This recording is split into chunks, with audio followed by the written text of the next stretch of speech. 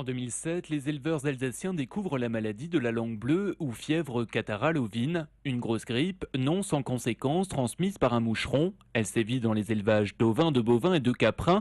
Entre 2007 et 2008, plus de 500 fermes alsaciennes sont touchées par cette infection virale. Aujourd'hui, plus de fièvre dans les élevages, la maladie de la langue bleue a quasiment disparu du paysage.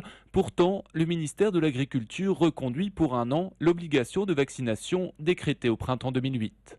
On est passé de 32 000 foyers à 61 foyers et en 2010, on a une chance unique de pouvoir, alors je ne sais pas si on y arrivera, mais de pouvoir peut-être éradiquer la maladie, en tout cas d'avoir une réelle chance d'éradiquer cette maladie. Et c'est la raison pour laquelle l'AFSA, et le ministère de l'Agriculture a suivi son avis, l'AFSA dit pour ne pas annihiler les effets positifs de la campagne 2009, il faut reconduire une campagne de vaccination en 2010 obligatoire, avec éventuellement la possibilité, alors on verra si on y arrive, mais avec la possibilité éventuellement d'éradiquer ou en tout cas de se débarrasser de la maladie pour plusieurs années. Pour les éleveurs qui ont été touchés par la FCO dans les années 2007-2008, extraordinairement sévèrement touchés. Je rappelle que la FCO, c'est un taux de mortalité de 15% chez les ovins, de 1 à 2% chez les bovins. Je pense que ces éleveurs-là sont convaincus de l'intérêt de vacciner. Mais d'autres ne le sont pas. Dans la petite ferme de montagne Les Pensées Sauvages sur les hauteurs de Linthal, Franz Baumann est un hors-la-loi. L'éleveur refuse de vacciner ses bêtes cette année comme l'année prochaine.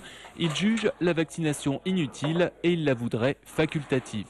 Je pense que c'est comme toutes les maladies, il y a des animaux, il y a des êtres humains qui sont plus sensibles, qui sont dans des périodes de fragilité, qui ont besoin d'une protection peut-être supplémentaire.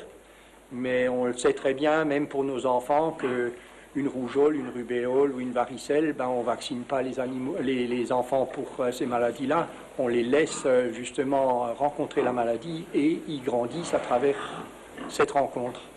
On est pour le libre choix de la méthode de soins des animaux. On est en bio, donc on a une approche du sujet qui est quand même une approche sensible. Nos animaux, on les élève sur une base de rusticité aussi, donc elles doivent être capables de résister aux températures de la montagne, à la marche et aux virus, bien entendu.